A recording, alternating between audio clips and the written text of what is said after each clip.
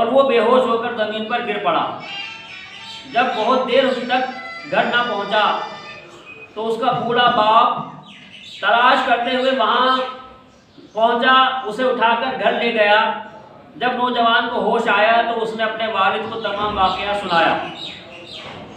واقعہ سناتے سناتے جب اس نے دوبارہ وہی آیت کریمہ جو اس نے جس آیت کریمہ کو اس نے پڑھا تھا یا وہ اللہ نے یاد دلائی تھی، اور جو ہے یہی آیت کریمہ، تو وہی جب آیت کریمہ دوبارہ اس نے پڑھی تو دوبارہ خوف خدا غالب آ گیا۔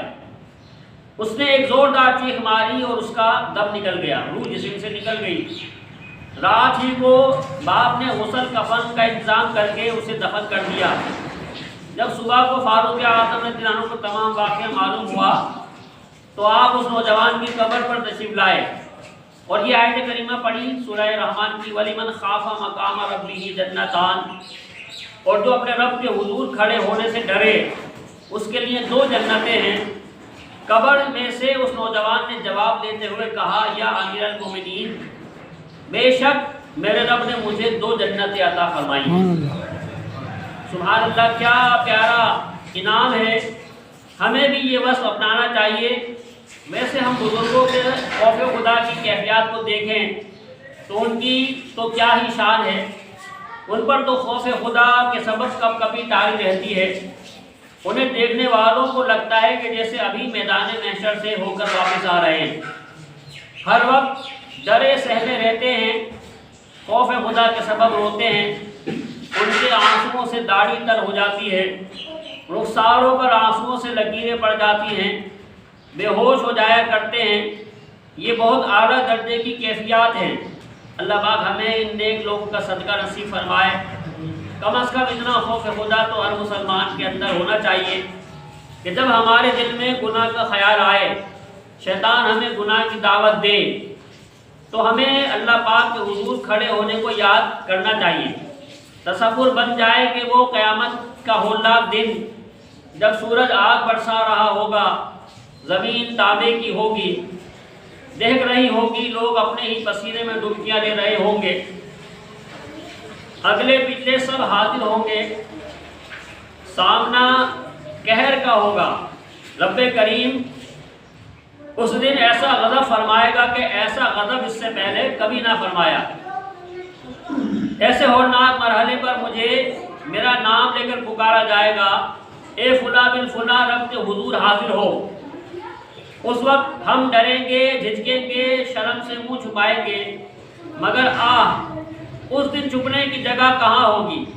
فرشتے کھینچ کر رب کے حضور حاضر کر دیں گے، پھر ہم سے ہمارے اعمال کا حساب لیا جائے گا۔ پوچھا جائے گا، اے فلاں، کیا تجھے زندگی نہیں بخشی گئی تھی؟ کیا تجھے نعمتیں نہیں عطا کی گئی تھی؟ کیا تجھے حق کا پیغام نہیں پہنچایا گیا تھا؟ پھر تو نے گناہ کیوں کیا؟ اس وقت ہمارے پاس کیا جواب ہوگا؟ ہم شرم سے پانی پانی ہو رہے ہوں گے، کوئی بات نہیں بن پائے گی۔ اگر اس وقت رب کریم نے غضب فرمایا، میرے گناہوں پر میری پکڑ فرما لی اور مجھے جہنم میں ڈال دینے کا حکم جاری ہو گیا تو میرا کیا بنے گا؟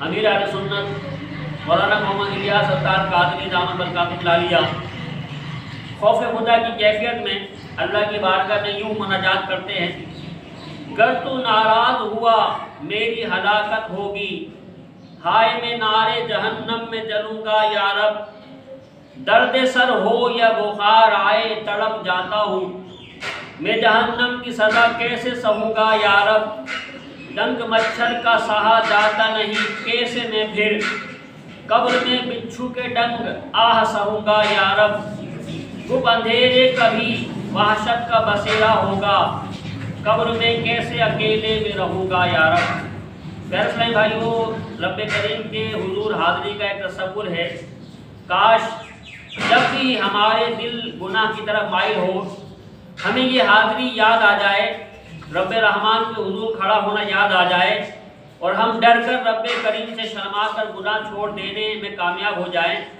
کم از کم اتنا بھی خوف خدا نصیب ہو جائے تو ہماری زندگی سنور سکتی ہے۔ یہی وہ خوف ہے جس پر 2 جنتوں کا وعدہ فرمایا گیا ہے۔ اللہ تعالیٰ سے دعا ہے کہ وہ ہمیں اپنے احکامات پر، قرآنی تعلیمات پر عمل کرنے کی توفیق عطا فرمائے، گناہوں سے بچنے کی، سچی توبہ کی، توبہ پر ساری زندگی استقامت سے قائم رہنے کی توفیق نصیب فرمائے۔ الحمدللہ دعوت اسلامی کا ماحول جو ہے وہ ہمارے سامنے ہے۔ اگر ہم اجتماع میں آتے جاتے رہیں گے، علماء کے بیانات سنتے رہیں گے، نیک محافل میں ہمارا رابطہ رہے گا، نیک لوگوں سے واسطہ رہے گا، تو انشاءاللہ ہم جو ہے گناہوں سے اپنے آپ کو بچانے میں کامیاب ہو سکتے ہیں۔ بار بار ہماری جیسے بیٹری چارج ہوتی ہے نا، تو اس طریقے سے جو ہے وہ ہم اصلاح کی باتیں اور دیگر مطلب اچھے محافل میں، ذکر اذکار میں اپنے وقت کو گزاریں گے تو انشاءاللہ خوف خدا ہمارے اندر پیدا ہوگا۔ اللہ سے دعا عمل کی توفیق عطا فرمائے۔